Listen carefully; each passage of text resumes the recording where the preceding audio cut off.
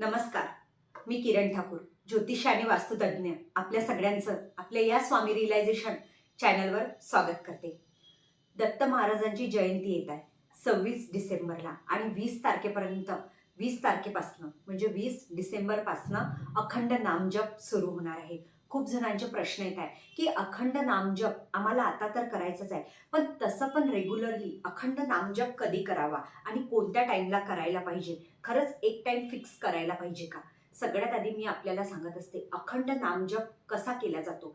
जर तुम्ही गुरु केलेला असेल, एक्झाम्पल मी श्री स्वामी समर्थ महाराजांना 8-9 वर्ष आधी गुरु केलेले आहे. मी तेव्हापासनं श्री स्वामी समर्थ हा जो बीज मंत्र आहे ना, याचा नामजप करत असते. आता काही जण म्हणतात की तुम्ही कुठेही मंत्र जप करा, काहीच हरकत नाही, ईश्वराचं नाव घ्यायलाच पाहिजे, पण तुमचा एक फिक्स टाइम पण असायला पाहिजे. जसा आपला टाइम असतो की नाही, या टाइमला जेवण करायचं, याच टाइमला झोपायचं, याच टाइमला ऑफिसचं काम करायचं, असा ईश्वरासाठी पण तुम्हाला 1 घंटा तरी काढावा लागेल. आता काही जण म्हणतात एवढा तास कधी काढावा, कामं कधी करावं, फॅमिली मोठी आहे, आमच्यामुळे होत नाही. मग तुम्ही 15 ते 20 मिनिटं तर अध्यात्मासाठी काढू शकता ना.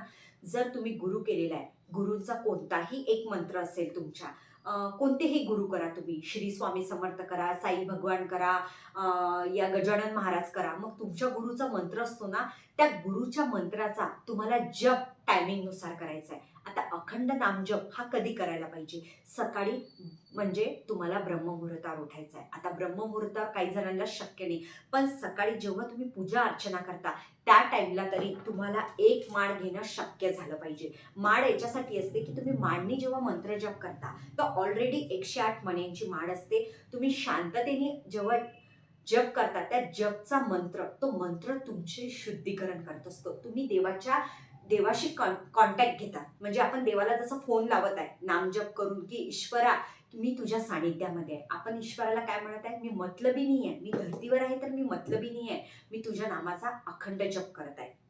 मग तुम्ही या माळीनी तुम्ही 108 मण्यांची माळ, कोणी 1 माळ घेतं, कोणी 11 माळी घेतं, कोणी 21 माळी घेतं. तर अशा प्रकारे तुम्ही रेग्युलरली तुम्ही तुमचा विचार करा की तुम्हाला किती माळींचा जप करायचा आहे देवासमोर बसून. ठीक आहे, पण तुम्हाला टायमिंग एकच ठेवायचा आहे. त्या टाईममध्ये काही प्रॉब्लेम आला, मंथली पिरियड्स आले तर तेव्हा सोडून द्यायचा आहे. आता दुसरी गोष्ट की दत्त महाराजांची जयंती आहे 20 तारखेपासून तर 26 तारखेपर्यंत तुम्हाला नामजप करायचा आहे. मग तुम्ही आता हा कसा करणार? तुम्हाला सकाळी लवकर उठायचं आहे. ओम दत्तात्रय नमः, ओम दत्तात्रय नमः. तुम्हाला जर वाटते की आमच्याकडे माळ नाही आहे मॅडम, पण श्री स्वामी समर्थ महाराजांची ही माळ आहे, याच्यावरही तुम्ही जप केला तरी चालतं. तुम्ही 21 माळीचा करू शकता, 11 माळीचा करू शकता, कोणी 51 माळीचा, या कोणी 108 माळींचा सुद्धा करतात. काही जण मंदिरात जाऊन सुद्धा करतात. जशा मोठ्या मोठ्या सेवा करतात ना लोक, आता मिळून करतात. कारण का करतात? झोप येत नाही, जांभोळ्या येत नाही. जेव्हाही तुम्ही नामजप करता, काही करता, म्हणून म्हणतात ना की अध्यात्मामध्ये जेव्हा तुम्ही पूजा अर्चना करता तर सकाळी तुम्ही काही खाल्लेलं नसावं. तुम्हाला डकार नाही आहे, तुमचं पचन इंद्रिय हे क्लीन असलं पाहिजे. जर तुम्ही काही खाल्लेलं असलं तर तुम्ही बसा बरं, तुम्हाला जांभोळ्या येतात, झोप येते. म्हणून तुम्ही आता जर 20 तारखेपासून अखंड नामजप जर तुम्ही करत आहे तर तुम्हाला एक काम करायचं आहे की तुम्हाला सकाळी लवकर उठायचं आहे. तुम्ही किती दिवसाचा संकल्प करताय, किती माळी करताय, हे पहिल्या दिवशीच तुम्हाला करायचं आहे. तुम्ही हे सुरू करा. ओम दत्तात्रय नमः. तुम्ही श्री स्वामी समर्थ सुद्धा म्हणू शकता. जरी तुम्ही गुरुनी केला पण तुम्ही एवढ्या काळामध्ये ह्या 5-6 दिवसामध्ये जप करू शकता. तुमच्यामध्ये अध्यात्म रुजत असते, तुम्हाला एक सवय होतं, हॅबिट होतं.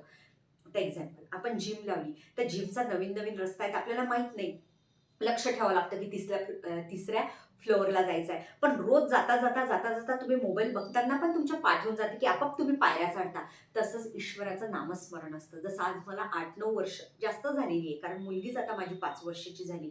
मी त्याच्या आधी 8 वर्ष आधी श्री स्वामी समर्थ महाराजांना गुरु केलं होतं. तर आता इझिली मला त्या टाईमला मी पूजेला बसते ना, तर बरोबर माळ हातात घेतली की पटकन मंत्रजप मी करते, कारण ते माझ्या डोक्याला हॅबिट होऊन गेलेली आहे एक. तर अशा प्रकारे नामजप असतं, तुम्ही करू शकता. आणि तुम्ही कोणताही गुरु करा, ईश्वर एकच असतो. फक्त कर्मकांड चांगले असेल तर ईश्वर पावन होतो. धन्यवाद.